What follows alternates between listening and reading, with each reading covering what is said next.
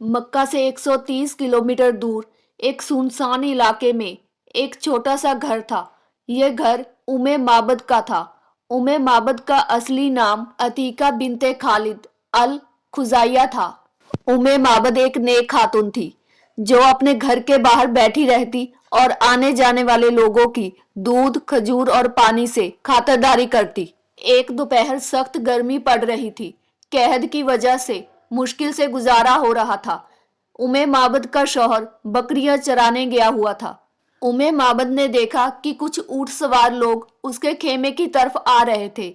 जब वो लोग उसके खेमे के करीब आए तो एक शख्स उम्मे माबद के पास आया और कहा कि खजूर, दूध, गोश्त, घर में जो कुछ खाने को है हमें दो, हम उसकी कीमत अदा करेंगे। उम्मे माबद ने कहा कि इस वक्त घर में खाने को कुछ नहीं है।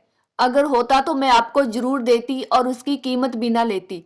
मैं मजबूर हूँ, मेरा शौहर बकरियां चराने गया हुआ है। तभी उस शख्स की नजर कोने में खड़ी एक बकरी पर पड़ी। उस शख्स ने कहा कि ऐ खातून, ये कैसी बकरी है? तो उम्मे माबद ने कहा कि ये बहुत कमजोर बकरी है, इसीलिए ये रेवड़ के साथ बाहर भी नहीं गई।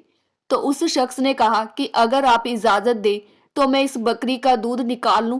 तो उम्मे माबद ने कहा, एक अरसा हो गया कि इस बकरी ने दूध नहीं दिया। तो उस शख्स ने उस बकरी की पीठ पर हाथ फेरा तो अचानक उस बकरी के थन दूध से भर गए। घर के सारे बर्तन दूध से भर गए। उस शख्स ने दूध पिया, उम्मे खातून ने पिया और उस शख्स के साथ जो साथी थे उन्होंने भी पिया। छोटी सी मुलाकात थी। वो शख्स वहां से चला गया, नाम भी नहीं पूछा।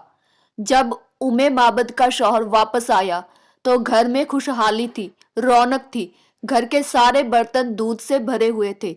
तो उम्मे माबद के शौहर ने पूछा कि ये क्या माजरा है? तो उम्मे माबद ने कहा कि एक नेक हस्ती घर आई थी। उसके कदम घर में पड़ते ही घर में रौनक आ गई, खुशहाली छा गई, नूर छा गया।